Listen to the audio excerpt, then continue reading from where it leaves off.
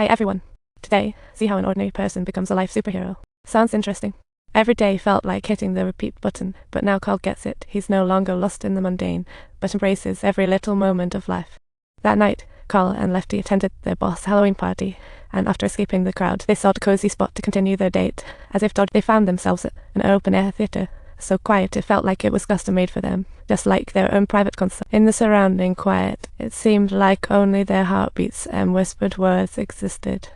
After a sweet kiss, Carl and Lefty slowly melted into their little world.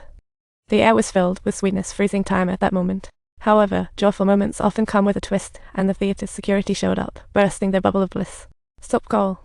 He froze. "Let go, you've got him." "Drop hands." "What, Carl?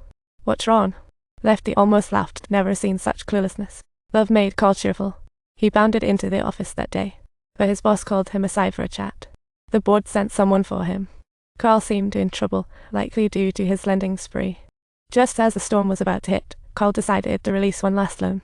Turns out his friend wanted to get a little motorcycle, so he could look cooler as a male nurse. Without hesitation, Carl approved it and entered the room to face his fate as a loan officer.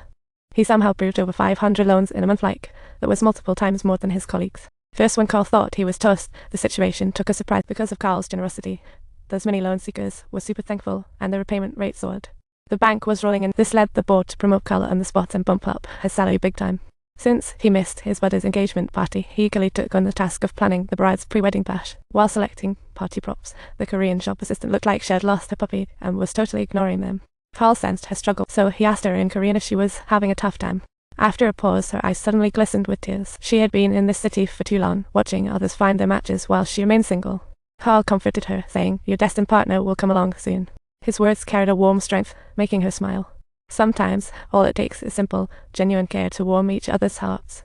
But life loves to mess with you. Suddenly, a panicked figure burst into the store, shouting, "Someone's about to jump." Without hesitation, Carl dashed out. To his shock, an old guy stood on the window ledge, seemingly ready to commit suicide due to life's pressures. Without waiting for the cops, Carl sprinted upstairs, burst and trying to talk the old fellow off. Seeing the old dude gripping the wall so tightly his rear almost fused into the drywall, Carl was momentarily at a loss for words.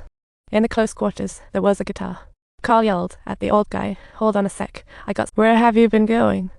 I sincerely hope you can come back to that building once more. My friend, if you can cut everything off, live exactly in that moment. If you want to see me again, he'll understand." The old man's grip on the windowsill began to loosen, as if he heard that long-awaited comfort. Meanwhile, the crowd below was moved by Carl's genuine singing, starting to hum along quiet. The once summer scene of a potential jumper suddenly morphed into a surprise street concert. Carl pulled the old guy back. He might still feel lost, but at least he's not alone at despair's edge. Helping two strangers in one day, Carl was excitedly ready to travel with his girlfriend, only to bump into his ex at the airport. Carl no longer evades his past, casually chatting about his life. His ex is shocked by his transformation.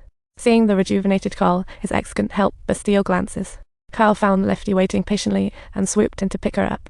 This was an impromptu getaway. Their destination was the nearest flight. Wherever they went, it would never be boring.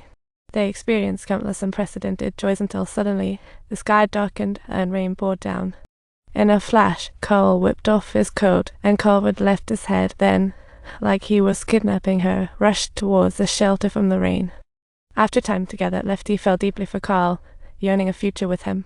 But as they bought tickets to return, the ticket agent suddenly called the cops, asking, "Do you hate your country?" They suspected Carl might be a spy because his behavior was just too out there. Every time, he bought his ticket at the very last moment before departure and was learning Korean and how to fly. One of those things might seem normal, but with so many off-the-wall behaviors happening to one person, it looked suspicious. Police found Carl had a brief marriage, and he never even had the chance to tell Lefty. "Have you been married?" "Yes." "Oh, that was ages ago." I'll tell you I will." Luckily, Carl's lawyer buddy showed up to clarify everything. Turns out, Carl's silliness stemmed from a lecture he attended months ago where they drilled the idea into him, always say yes to every opportunity. With the truth finally revealed and suspicion lifted, Carl faced his real crisis. Lefty had the sense that Carl had been lying to her consistently throughout. Carl said yes to everything, and now she couldn't tell if anything he said was true. She began to doubt his expressions of love. Was it genuine? Carl rushed to catch up with Lefty, saying, "Stay away from me." Now, the poor guy was trapped by that darn contract, losing all sense of choice.